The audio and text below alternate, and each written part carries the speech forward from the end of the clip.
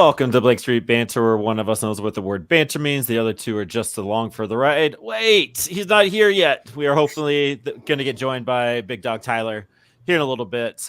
We are coming on a Wednesday. Mike, say what's up. I'm all over the place. What up, what up? I know Tyler's not here, but he was just going to randomly show up. He's like a cool guy. He comes in really late and, doesn't help set up or anything. I think maybe we only get it, but it'll be like Kramer on Seinfeld. He'll come kicking in the door and just like, what's up, guys? Because of his hair. Yeah. But we are back. It's again, it is what it is. We are here when we can be here. We wanted to go Monday, but I was exhausted. I went to bed by 8:45 on Monday. I put the kids to sleep and I'm like, I'm out, guys. I can't do this. Thought about doing the 9:30 pod, but was it a bad fantasy football week? No, I know I'm not very good at fantasy football, but I am fantasy baseball champion. There you go. Oh, there's your boy. Yep. I am the reigning champion of Cape Upton Fantasy Baseball League right now. So kudos to me. Already got the Louisville Slugger back coming in as the trophy. So pretty cool. It was fun. Fun season. We do a whole keeper league in A spots. Have to be on top of it. Like I must say, once you do a keeper league, you can't go back to normal. It's a keeper in football, and it's the best thing ever. Right. Like I'm in a keeper fantasy league as well. It's just like how do normal people do this? Like you got to go keeper. But we are here to talk goats, talk Spokane, and that's literally it. Again, we will recap the Fresno Grizzlies season. They had some awesome news. Friend of the pod was Cali League Pitcher of the Year, Jace Kaminska. But we'll dive into all that. I'm sure we can get Rice and Bravo on and recap them, and then we'll do the Albuquerque Isotopes as well. But the Yard Goats are all up in a playoff series, best of 3. If they win, they go on to the championship series, which is played, I think, the following week. I know Mr. Dooley told us how that schedule worked, but they lost last night. Dollander was on the bump. They lost last night. I don't know what the end score was. I want to say it was 2-1, but it was a little bit bigger than that. Was it 4 I was clipping last night and everything. Where is it? 2-3. They lost 2-3 in game 1. D's. Have you ever heard of D's? That's usually a setup. So it's not. The pitcher last night for the Somerset Patriots. Last name was D's, and he was Dealzine, something in there. He did really good in the closer, right? Riffensdorf or whatever. I don't think he's a Harry Potter character, but he was lights out too. Like the Goats came up against some solid pitching for the Patriots. But were you able to watch it all? I wasn't. So okay. I mean, I know these playoff series when it's like a 6-game series, sometimes you go out there and you play guys that aren't used to high leverage spots, but playoff series, every pitcher you're facing is a guy that can get it done.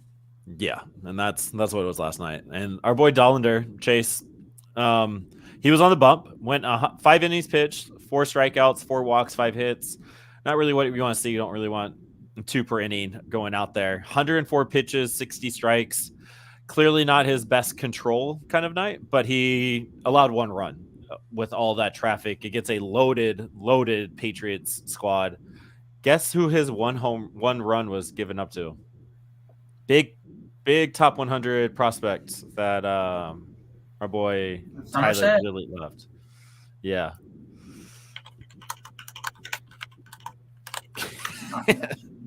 It was the only run that Chase Dollander gave up, and it was a bomb. It was huge. So it was went 500 feet. Spencer Jones. Yep, the leadoff hitter, Spencer Jones. Yes. Big top 100 prospect. He did his thing. He won that battle, Chase versus Spencer. So I'm hoping Chase keeps that in the back of his mind for next year to just battle. If you're gonna lose a battle, though, like that's gonna be the one that if you were to tell me Chase, loses a battle, I'm probably gonna choose that one to be the one. It's that one of the battles. It's definitely that one. Alec Barger looked fantastic. His stuff is fun. He's a nice little 1-2 curveball changeup in there. 4 outs, 4 strikeouts. Did allow some traffic for Carson Skipper to try to get out of. Carson Skipper did not get out of it. Was a little rough sledding there. Gave up 2 runs in there. But your boy Juan Guerrero had a solo shot to take the lead in the 8th. It was a fantastic ball game. I think he Juan hit one. It was 108 EV He hit like 380, 370 feet over the wall there. So he had a nice little home run there. And then Juan Mejia was a little wild. It was Carson Skipper gave up the traffic. Juan Mejia couldn't get out of it. Got out of it with strikeouts, but gave up some easy hits that probably should have been managed a little bit differently and walked a few bases. So Juan Mejia, not his best stuff. Control is still an issue, but his stuff is nasty if he can hone it in. So Guard Goats are down 1 game in a 3-game series. Yeah, that means we have to win out in order to maintain the championship aspirations. Who's on the bump tomorrow? I was just about to check, but the website MILB doesn't do a good job telling me. But I told you who it was earlier. You did? Oh, I was thinking for the opponent. My bad. Oh, no. Yeah. Sullivan tomorrow. There we go. Which, Sean's, I mean, if there's a game you're going to watch, it's going to be that one.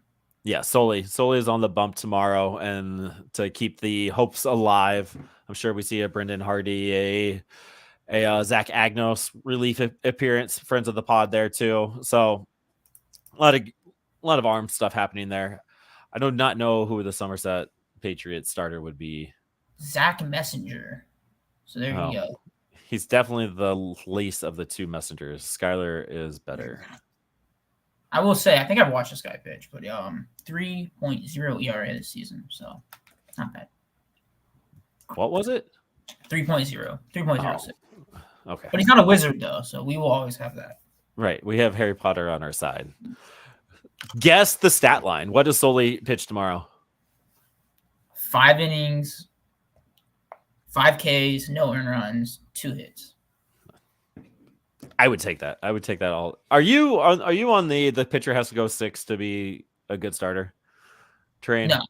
Well, it depends. Like, you can't build a team of guys that can't go 6. But if you have, Paul Skeens is Paul Skeens. Like, I want Paul Skeens on my team.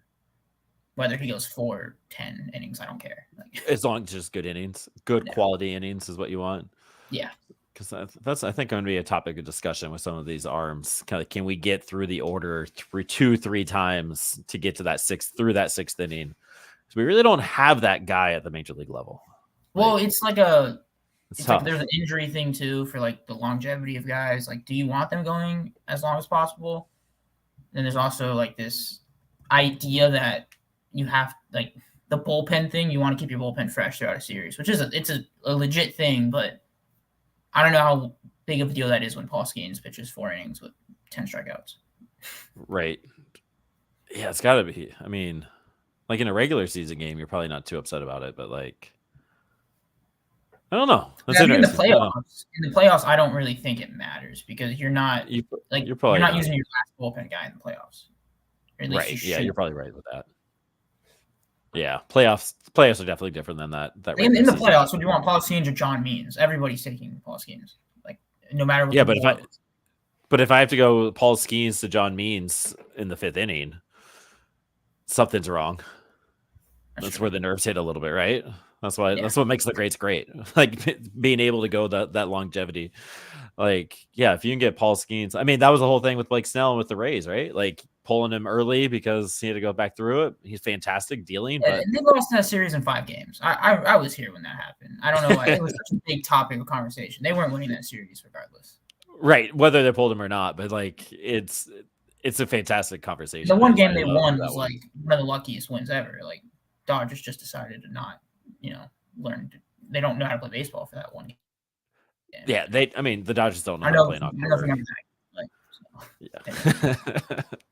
Yeah. So tune in tomorrow, MILB TV. I believe it's a 7:05 start time. It's in Hartford. So if you're in Hartford on the East Coast, Northeast area, and you are going to the game and you are listening, reach out to us, holler at us, tag us in the photos. Love when the fans kind of share their experience with us. It makes this so much more fun. We feel like we're kind of there in a roundabout way. So if you are goating around tomorrow, holler at your boys. Tomorrow, 7:00, and then Friday, also 7:00. CVS, the pharmacy is on the bump on Friday. So very interesting. I have a little stat later that we're going to talk about with CVS and Mason Albright, which I thought was kind of interesting. Big Pharma. Big Pharma. And he's big. He is a big guy. I like that. Let's do Big Pharma, but in a good way. Before we get to the Spokane Indians championship run, I want to talk about AJ Lewis's kind of new thing he's trying out here. It's kind of cool. He's trying to connect players, trying to like help players reach out to the community. People that are interested in game use stuff, but buying their gear, but also like create a brand for some of the players. Stuff that me, Mike, and the team behind the scenes kind of talk about, like how can we build this up with one of our guys that are talking on. Like I'd love to have a Duke and Darnell dudes t-shirt going, but we get blocked. I don't know, or somebody steals our shirt. This offseason, we're finding a way to drop merch for players. That's if we don't do that, we will delete our account. So we will be held accountable.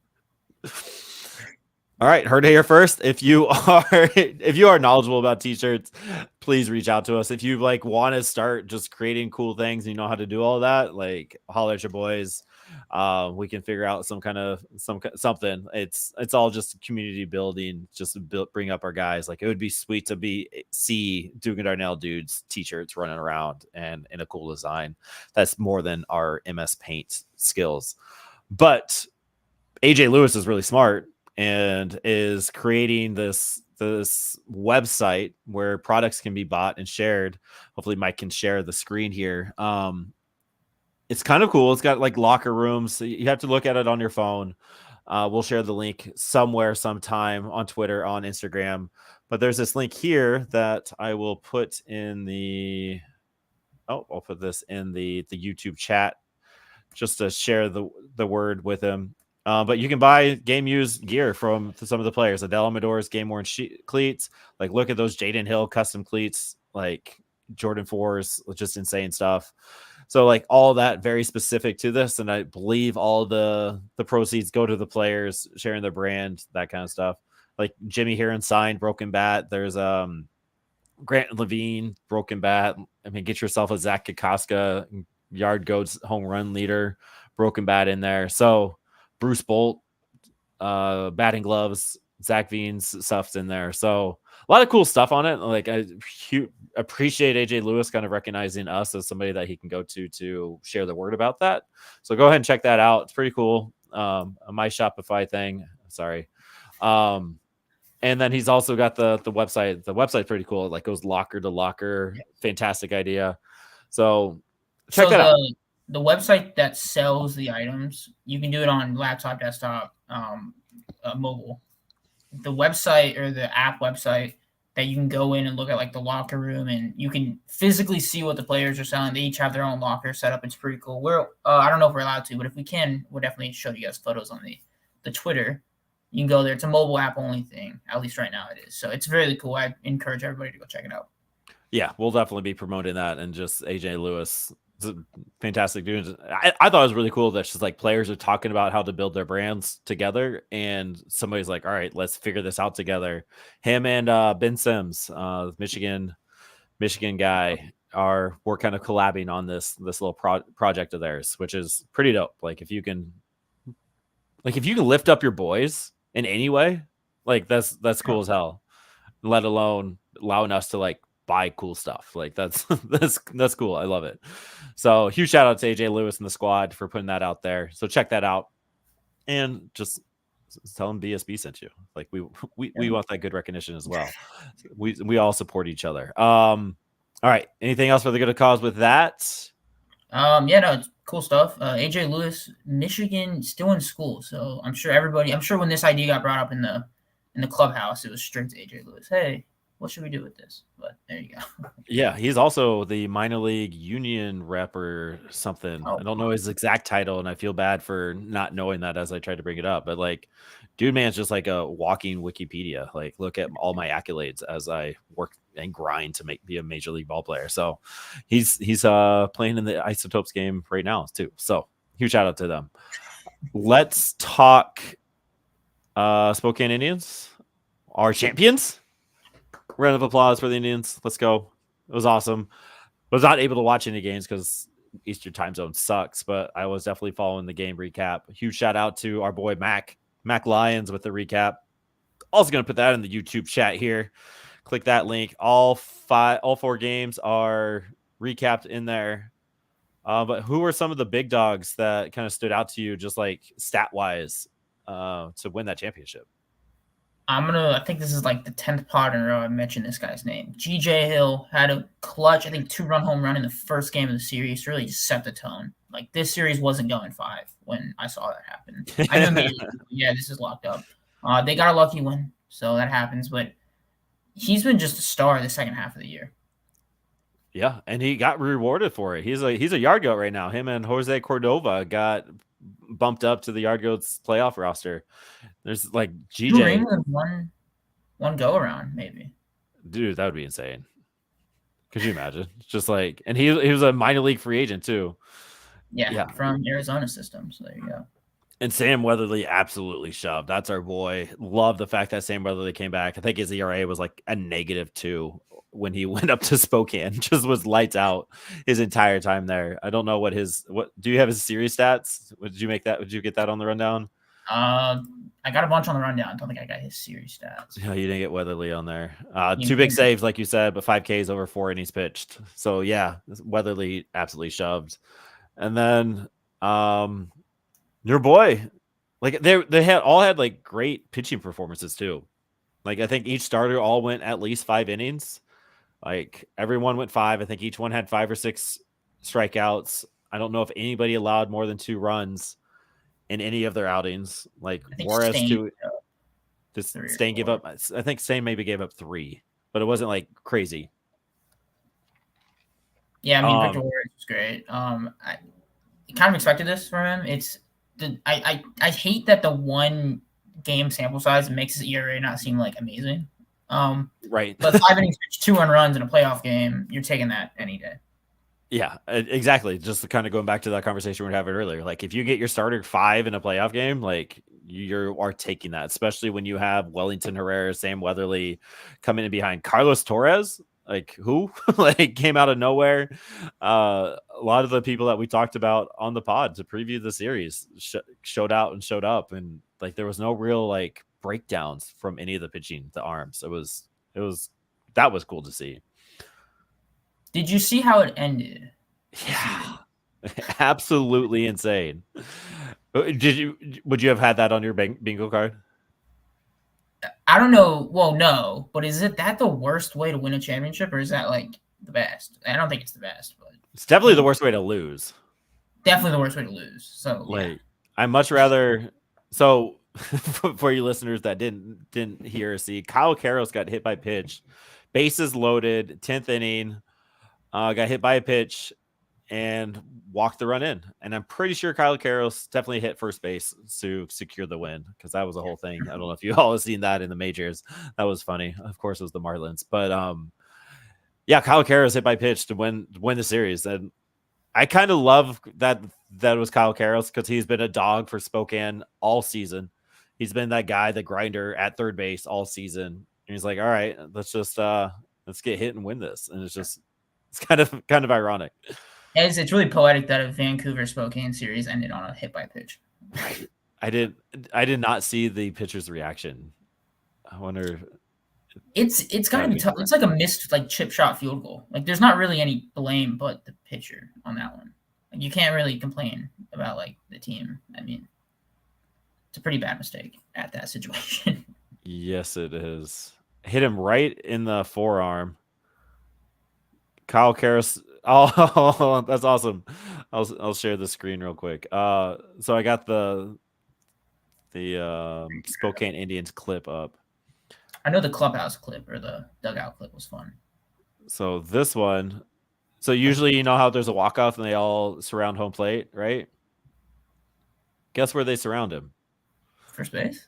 Yeah. I didn't even think about it. Watch him hit first base. 3, 2, 1, let's go. That's true, because normally we see them like run to home to get like the person who scored the winning run in. Yeah. It's weird when the person's walking home. There's no like, I don't know. It's just a really odd situation. Right. The walk is what won it, right? So like you got to go celebrate that as opposed to the guy that ran around from second on a single. You ever have those games in sports where like the game ends and it's like a really climatic way, and you don't really believe it's over yet because like no one kind of it's like silent. That's what this felt like. It was like, is the game actually over? Right? Like this is how this is ending. This is what we're doing now. It's very weird and very just kind of like surreal. Like it just kind of trying to settle in there. It was funny. So, but the Spokane Indians are Northwest League champions, which is fantastic. Adding it to the trophy box there. I think it's their first ever championship too, if I'm not wrong. I'll let you look that up. Caros, Jose Vancouver Cordova had 6 hits in 4 games. He had a game-winning single in the game 1 there. Kind of an unsung hero. Wellington Herrera, 3 innings pitched, 5 Ks. Somebody I've been watching all season. Like he was in Fresno, came up to Spokane, has just been lights out, big strikeout guy. Brian Betancourt, 4 for 15, a double, triple home run. He was the one that hit the home run or the walk-off, the winning single in the game 1, not Jose Cordova. So just an all-around team effort. A little disappointed I'm not saying names like Charlie Condon, Cole Carrig, Messina. It's a little frustrating that we're not seeing those names, but this was a huge championship because we were tied with Eugene with the most Northwest League championships, and we just broke the tie. We now have 9. Suck it, Eugene. Let's go. Let's go. That's awesome. That's definitely the first as a Rockies affiliate. I do know that. Yeah, it is. 2008 was the last one, so they went dry for a little bit. So 9 champions. Spokane Indians are a championship franchise. Let's go. And that's only going to carry up. It's only going to carry over. Yard Goats have the good vibes coming in. You got GJ showing up, Jose Cordova coming up. Like, yo, we've done this. We've been here before. Do either one. Let's transition into game 2, game 3. We were talking about that. Let's recap the Yard Goats. Before I guess we do that, terrible transition here. Maybe the producer can edit this out. We don't have a producer. Do we see a GJ AB in the series? The series, because if they win, they go on to the championship series. But just this first series, do we see a GJ AB? I think we do. I don't. That's tough because I don't want to say no, but I think game 3. We're gonna see a game 3. Yeah. A GJ 9th inning pitch hit single to win the game. So you got him walking it off game 3. Okay. I mean, that would be fun. Whose basket would you put all your eggs in to get the walk-off hit in game 2 or game 3? I'm gonna go Ryan Ritter. I just think he's Did not see that coming at all. No, not at all. Ryan Ritter's back, and he had a nice RBI double last night too. Like he's back. He had a really good grab the other day. I don't think it was a playoff game, but really good. It was against Akron. Yeah, but a really good grab. Do you think Messina will be back in Spokane next season? JD Games is asking. Thanks for hanging out, JD. I do. Yeah, I mean, we did that with a lot of the pitchers, like Dollander and stuff. Yeah. They spent longer in Spokane than we thought they would. So by that logic, I mean, Carey still there. So yeah, and you're kind of crunched at the top with catching, right? Like you're gonna have Romo, Goodman, and probably Stallings at the major league level. Willie Mack is, I'm assuming, probably gonna stay around. Yeah, and then Braxton Fulford moves up. And then you got like AJ Lewis, Cordova, Betancourt kind of hanging out, probably at AA. Daniel Cope. Cope? Yeah, Cope's still around. He'll be a floater. Then you got Palma. I think we'll probably start AA. You think? Yeah, and Palma's the guy there. Right. I know Isaac is a big fan of Ronaker. Ronaker. Yeah. Ronaker. Yeah. I don't know. Unique name. I like it. It's a sweet name. I love it. But yeah, I just think where they're at, I don't think they need to push Cole Messina up, and the way he struggled in this little bit at Spokane, I think would say he needs a little bit more time in Spokane as well. But I'm excited about Cole Messina. Charlie Condon, where do you think he starts next year? Super early. It's gotta be Hartford, right? Like I know he did struggle a little bit this year, but he's gonna be hanging out with the Rockies from next 2 weeks basically. Hartford's gonna be fun. I can almost guarantee you he'll be in Hartford. I don't see a reason to put him in Albuquerque. And, I think he'll start in Spokane. You think? I don't know. Yeah. I think that's not with Condon. Yep, he's gonna go Spokane for 2 months, Hartford, and then he'll be in Albuquerque at the end of the year. He will not be a Rocky next year. Okay, well, with my logic behind this, I don't think that makes a lot of sense because we haven't had a prospect this highly touted in at least college prospect in a very long time. No, we haven't. So I don't know if they're going to approach it differently. Especially, well, pitching is a lot different than hitting, first of all, when it comes to like, usage. Right. I don't think we've had a big hitting prospect, at least from college, that, these young guys that are like 18, like you could probably say they're going to be there for like, when they go to Fresno, it's probably like, oh, you're there the whole year. Right. If you're a college guy, we see some of these college guys, I mean, the Angels, if you get drafted by the Angels, you're basically playing. you're a major leaguer. Yeah, you're getting that big paycheck soon. But for most teams, it's still kind of rushed. Yeah, and that's just I mean, it's clear that Condon is in their future. Like, there's no way they're bringing him up to Coors like if he's not like in the very near future. I don't know. And they pushed Jordan back, so maybe I don't know. Maybe you're right. Do you think the gap between MLB and minor league baseball is the biggest it's ever been? Because I think it's by far the biggest ever. Because we see guys that we thought would like be amazing just struggle really bad. Right? Like, I think Jackson Churio is the only one that's doing well. Jackson Churio, Jackson Merrill, or I guess on fire. But Holiday struggling. Who's the cat in Tampa? I know. It's JC. Let's see. Yeah, Junior Caminero. He's decent, but he's struggling.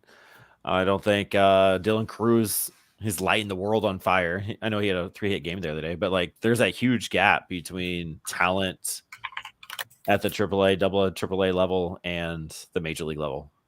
It's huge. That's who James. Yeah, and James Wood's doing pretty good. James Woods figured it out as the season went, but like he didn't start off hot. No, I almost wonder if we've been spoiled these last couple of years with prospects. Kind of like Paul Skeens. I know that's a this year thing, but yeah, that at least pitching like Paul Skeens, like that level immediately will never be. I don't think will ever be achieved again. As like a rookie going out there and being that good. That's an outlier. That's definitely not the norm. That's not the law of averages. Paul Skeens is definitely the outlier there. But even Rhett Lauder, he wasn't terrible in his outings. He's not a big strikeout guy, but he was 5 innings, five strikeouts, a few runs in his debut. So the talent's there. I still think the talent gap is big, though. Like especially for hitters. I remember there's the Amador struggling, right? Like that's crazy. Yeah, there's an article by Baseball America that just said like when you go up to the MLB, they have a scouting report on you. They know what you can't hit. When in the minor leagues, everybody's kind of focused on themselves, not team record. So when you go up like Amador, like if you can't hit something, it's probably like you're gonna have to fix that quickly, real quick. Yeah, exactly. And then there's the weird anomaly that is the Detroit Tigers. Like you see these guys, like go look at their pitching and their AAA level stats, terrible. But like it's the old adage, like they're working on stuff that is going to play at the major league level, and their stuff is going to be used differently at the major league level.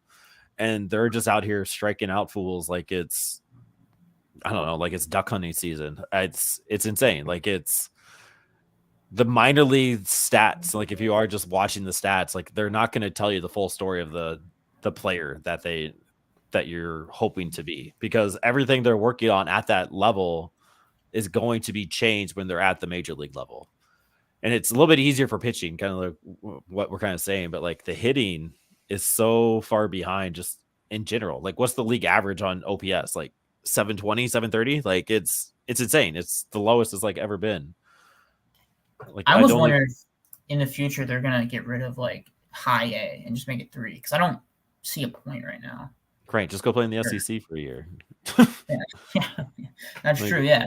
That's what's going to, I guess that's probably part of it in the future. Like, a lot of these guys are going to be older coming out. Just, I mean, now you get paid to go to school. So at least if you're good at sports.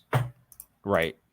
Guess how many people in the major leagues have a batting average higher than 280? 25. 24. Oh. 24. I thought that was way too low. Yeah, 24 players have 280 or higher. I don't know what the league average is. I don't have the quick ability to do that. But like the 25th best slugging is 483. OPS 827. Like, wow, what happened? That used to be the norm.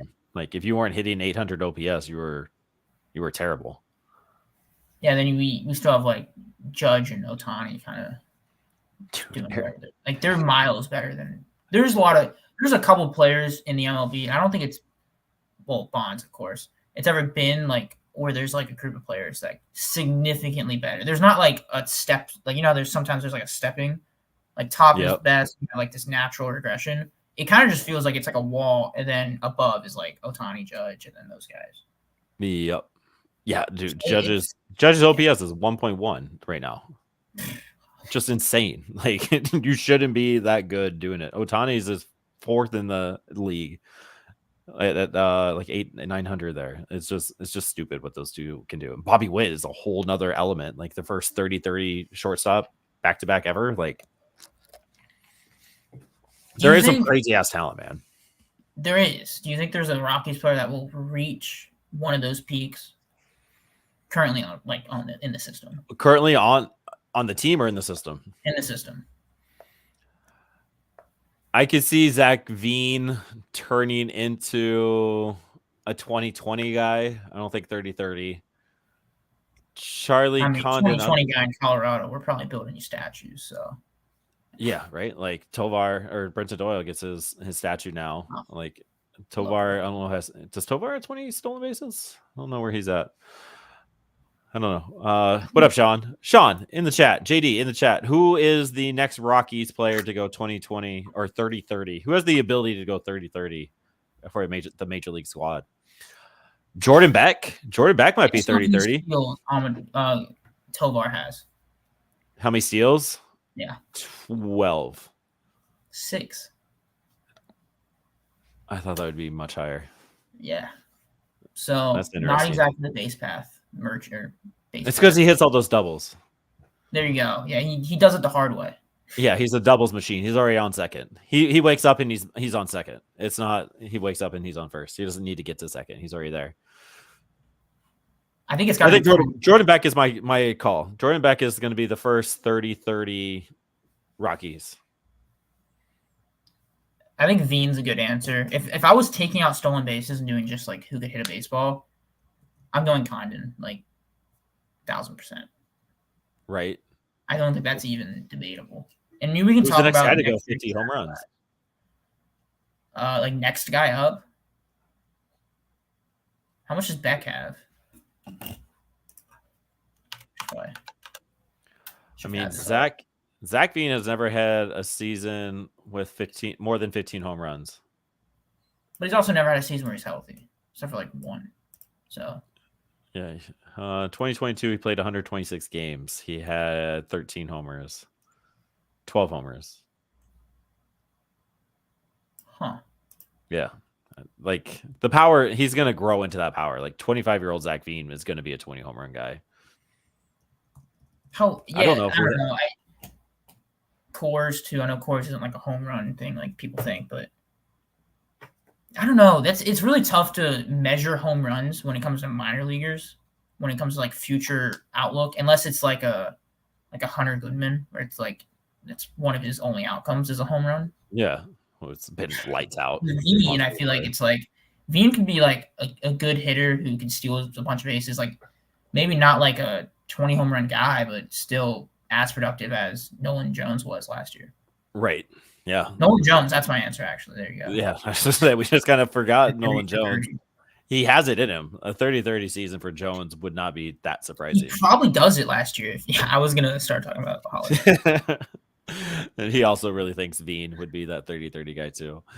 All right, 35-minute mark. Let's talk GOATs. GOAT season recap is here right now, brought to you by Daily Controls. Daily Controls LSC, making your buttons button and your lights light, blink, and all that stuff. He does all the automation needs. Go ahead and reach out to Daily Controls or info at dailycontrols.com. Daily spelled DALY. The Yard Goats. We're not doing MVP. I kind of want to do MVP, Cy Young, and all that kind of stuff later. That could be a fun little off-season pod. But I do just want to point out that our boy Zach Kokoska, family of the pod, led this squad with 20 home runs. Guess how many at bats he had against a right-handed pitcher or left-handed pitcher? 20. 44. Okay. 44 at bats against a left-handed pitcher. So yeah, 299 at bats. 299 versus a righty. There you go. Which is, I don't know. I get it, but I don't. Go listen to a pod maybe a month and a half ago that we had talked about why they're doing that. And if we can get someone from the Rockies on the pod in the offseason, that's got to be like one of the first questions. Chris Forbes, I know you're listening. I know you're a fan of the pod. I need you to send us a DM and reach out and please explain to us why Zach Kokoska is only hitting against right-handers. It's just weird for development. He has the pop. He has it in there. All he does is hit. So explain that to us, please. So Zach Kokoska led the team in home runs. Another little quiz for you. He was second in OPS. Who was first? He was second in OPS? I didn't look at that stuff. So did the player end the season with the Goats? Yes. Definitely wasn't Amador. His power was not there this year. Sterling Thompson had a bunch of hits, but I don't know if that really translated.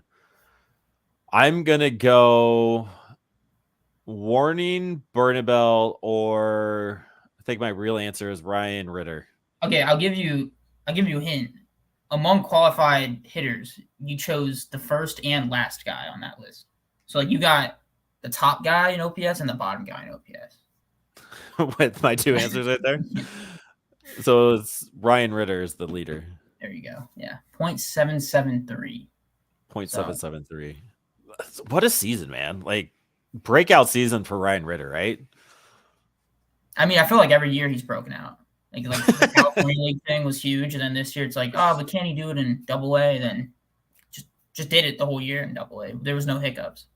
So what do you need from him next year as the Ryan Ritter truther? I need Bill Schmidt to put him on the roster first, and then we'll go from there. What do you want his numbers to be in Albuquerque? He's going to bat 300, hit 10 bombs if he plays the whole year. Yeah, he'll be up in June. And then strike out less than he currently is. He walked a good bit, like 35 times this year, which for him is pretty big. For the strikeouts and walk ratio, it does help. Just play that good glove at second or shortstop, wherever they want to put him. I mean, the Albuquerque thing's weird because it's just like I kind of expect everybody to have a little bit of a hike there. Like I want your stats, everybody's stats to look really good there. Just be higher. And I don't know if we necessarily got that as a whole team this year, but we'll dive into that later. But Ryan Ritter, I think he kind of proved the haters wrong. I would like that walk rate to go up. What's his strikeout rate? Do you know? It's a good bit. It's high 20s, 7%. Just off the top of my head, looking at bats and strikeouts, roughly high 20s. So definitely want that to go down. But first full season Double-A, you're not really mad about that, especially when you're producing OPS highest on the team, which is probably in the top 5, top 10 of the league. Like OPS was completely down across the Eastern League all year. Look at that math. So, look at you. You're so smart. And 28% there. So Ryan Ritter, breakout season, glove stuff, all while going on the IL by being cleated at second base for a few weeks there. What was that about? I know. We need to talk to the GM or the people of the league out there. But Amador kind of figured it out. I'm sure maybe I look up his monthly stats by month here. He got the call up, kind of forced to because he was on the 40-man, playing in St. Louis, and then kind of came back down and kind of worked on some things. But Good season, bad season for Adel Amador? What do we take this season? So I'm going to be harsh because every single time I write Amador off, he, always does something He slaps cool. you in the face, yeah. So I'm just going to keep doing it. And then when he's like an MVP candidate for the Rockies, everybody can just thank me for that. But struggling this year, it was really tough going up. Like he hit his stride really well. Then they're like, oh, by the way, go to St. Louis and, play second base for the Rockies. Just randomly that one day. And then he got sent back down, which I think kind of messed with him. But as a whole, he was off. He struck out what, 88 times, which for him is like that's a lot. Monumental.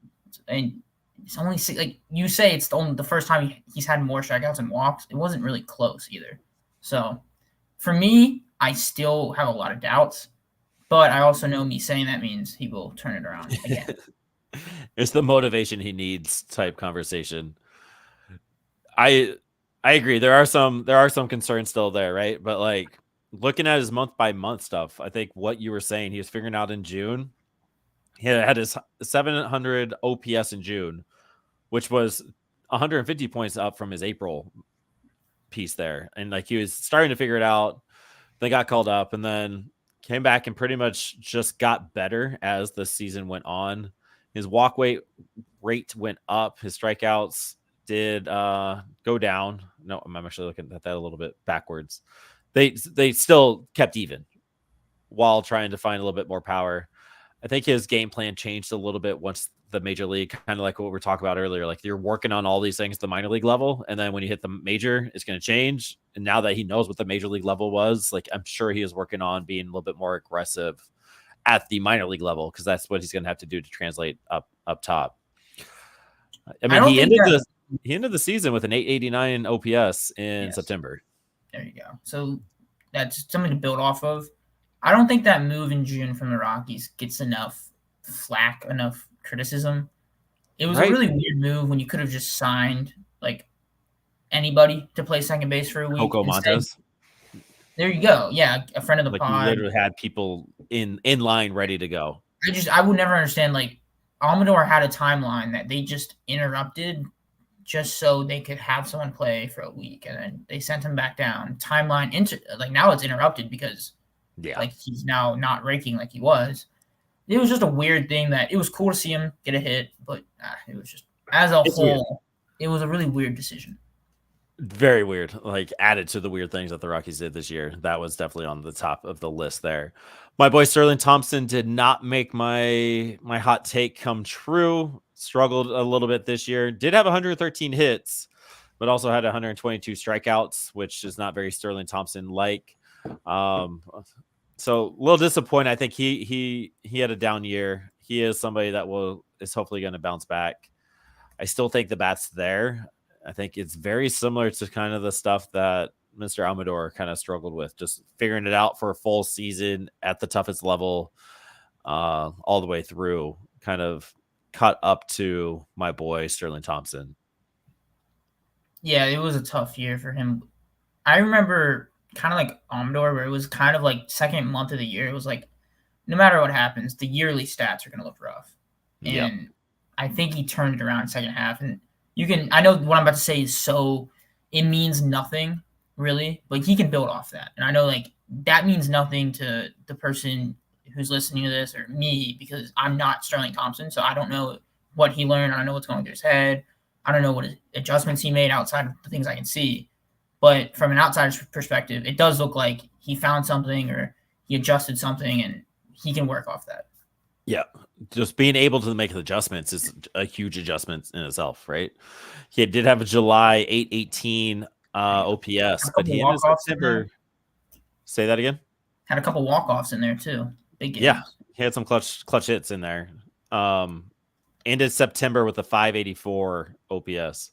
But yeah, like what you're saying, his 2 outs, runners in scoring position, 671 OPS. I mean, his average was 193, but you're looking at a 671 OPS in high leverage situations. 83 at bats in that, 16 hits. So there's again some things to kind of work off there. Like his on base percentage in that still 309. So some stuff to work on there. Warming Bernabel kind of made his his name known again after being dropped from the 40-man in the offseason. Bad Blad learned how to walk a little bit. Kyle Daughtris is the grizzled vet all the way through. Anything helps for Bad Blad in the walking department. Right? Like, it still had a 662 OPS, but he walked 25 times, which is double digits, which is a good thing. Let me a little Bad Blad there. Yankiel Fernandez, no longer a GOAT, but we got to give props to him, right? 10 home runs in his 314 at bats there. Was really figuring it out before he got up to Albuquerque, 17 doubles. I know you're big on Yankiel in the long run too. So is he the guy that gets 50 first? If there was a guy who could just be flat out like that, it would be him. Tolia too. I think if they give Tolia a full run at first, somehow we get off of Chris Bryant. I don't know how we do that, but somehow he plays every game. Tolia, I mean, yeah. The offseason pod will be interesting. I think this is the first year. I know it's off topic. The bullpen, we have a lot of questions in a good way this time around. Starting rotation, I think we have a lot of questions that go both good and bad.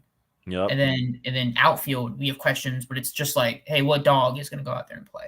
Like, it's going to be like we have like 10 guys. So I feel we have competition. Comfortable putting up good stats, or comfortable that even if they don't do well, it's for the sake of progression.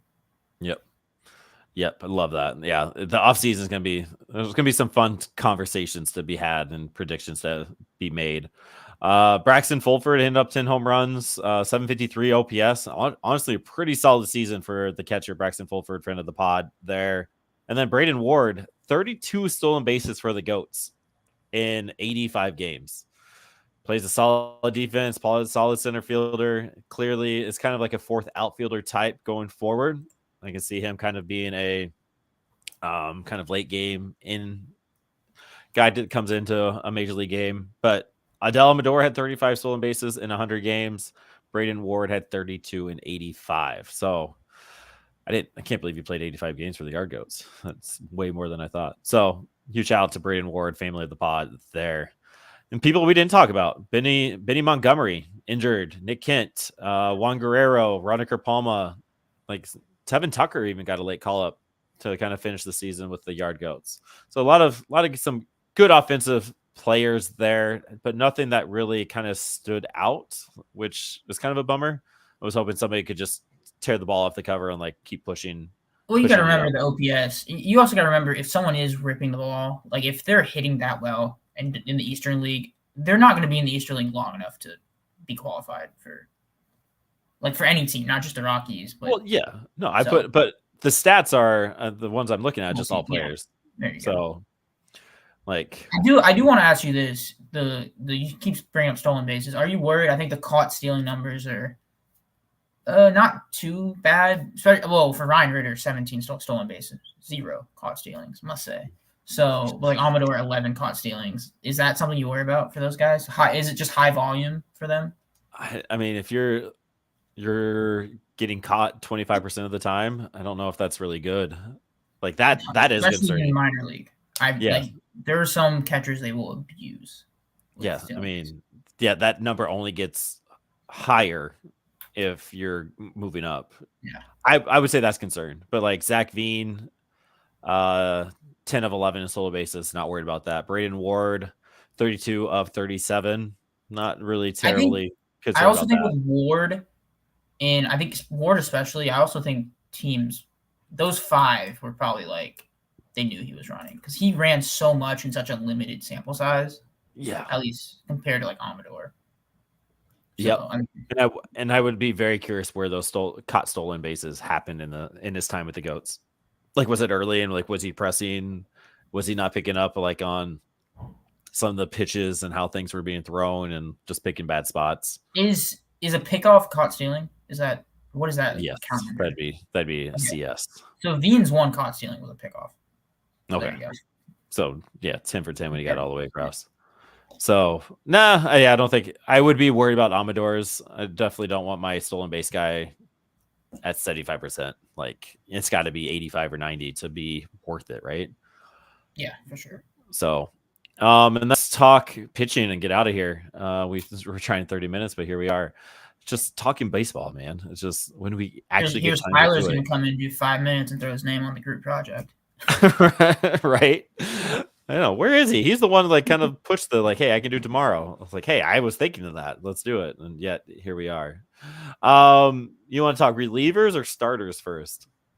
Let's go starters. Starters. So that fun little stat I was saying, like Mason Albright has gotten articles written about him, has gotten some recognition written about him. Like he's having his breakout year. But Dude Man and CVS have almost very similar stats. So I'm going to say both of them kind of at the same time. I'm saying Mason Albright's numbers first. 23 games started, 22 games started. 4.59 ERA, 4.46 ERA. 115 innings pitched, 115 hits given. 115 innings pitched, 110 hits given. 80 strikeouts, 73 strikeouts. 40 walks, 43 walks. 13 home runs given up, 12 home runs given up. WHIP 134, WHIP 133. What is the difference between those two players? If you don't know, I know. But like why is it Mason Albright's like, oh, maybe this is a guy that we can use a little bit more, but CVS is not getting the recognition like, oh, he's also pretty good. What's the difference? I think it's funny because I think if you look at look at the heights, I think those are probably two of like the biggest height differences. I think Albright is 6 foot and CVS is like 6'7", 6'6". He's huge. So that's the difference. that is a difference. That was not the difference I was thinking of, but it's the age. Mason Albright is 22 in like a month, and Connor Van Scoyoc is a little bit older, 25. So you have a 22-year-old and 25-year-old, that 3-year difference, same level, same numbers. Both drafted by the same team and not our team, which is interesting too. Yeah. So both Angel products. So we're just kind of bringing in our outside talent. So we got to ask, if we ever get one of those guys on the pod, we got to be like, do you guys know you guys are like the same person? Outside of the same thing, but like literally all of it. I wonder like what the levels like what if they like finish each other? Like yeah, me and Connor and Albright, like Connor Van Albright, like it's the same person. They just mold together and become like a 6'2" dude every once in a while. But I thought that was interesting, almost identical. I'm big on Mason Albright. I think he could be a good like 5th, 4 or 5 starter long reliever. He has some good stuff that could play up. Who's kind of the start that you noticed, started that you kind of stood out to you, other than kind of the big dogs? Yeah, I'm gonna go Jared Candy. I didn't realize his season numbers were that good because I feel like when I was really watching them, he had a couple bad starts in a row, and I thought it would tank his season numbers. But 4.15 ERA, 106 innings pitched. If I'm not wrong, last year the Rockies had one guy eclipse 100 innings in the whole team. There was 3 in all of it. There you go. 3 guys. We have 3 on this team. Yeah, so, which is insane. Huge for the Rockies. I don't know if that's a system thing or just like it just coincidentally happened. That's big, but look, Candy, I know the memes or the jokes are great, the puns are great, but this guy can actually pitch. He's going to be in Albuquerque next year, and I think I don't want to say sky's the limit because he's not, Paul Skeens, but I think you said Albright could be a 5th starter. I think Candy can do that too. I could definitely see Jared Candy being a 5-starter long reliever guy. Doesn't have the strikeout stuff, which I think you kind of want that coming out of the barn, but he does have the grinder mentality and knows how to get people out. Like, he had more strikeouts than Albright in less innings pitched. He did. You're right. 95 strikeouts and 106 outs. More walks though, so I will say there's a fine line there. Yeah. So that is interesting. Didn't put that together. His underlying stats are really good, actually. Like only a 232 average against, that's very good for Eastern League. Yeah, you're not mad about that. Trying to look at 4 quality starts in his 20s. I guess the 15 home runs led the team. Home runs given up. So it's the long ball and walks is 2 things I would worry about next year in Albuquerque. It's some of those, like you said, those bad outings were bad, and that I think if you kind of extrapolated 2 or 3 of those, his overall numbers would look pretty good.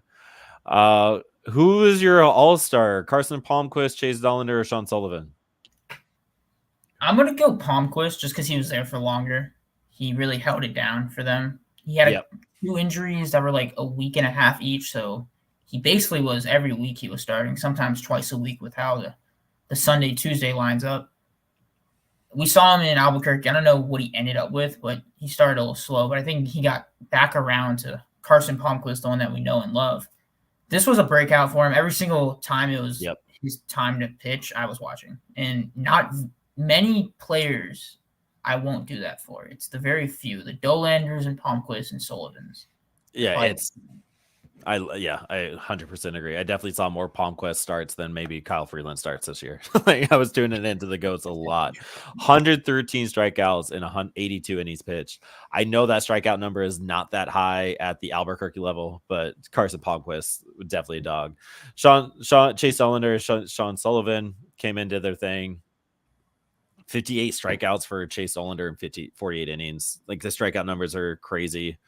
Obviously, the control is something he's still working on with all of this stuff. Sean Sullivan added a little bit more traffic than I think you'd want. He'd want 32 innings pitch, but had a 1.97 ERA to go along with it. And then I think Evan Shaver should get some props for his year. 6 spot starts, 36 appearances, 49 innings pitch, 50 strikeouts with it. Walks were a little high, 29 in those 49, but you have an ERA at 2.90. Again, in the Eastern League, pretty solid. I will say, looking at this team, there was a lot of production from players that we didn't.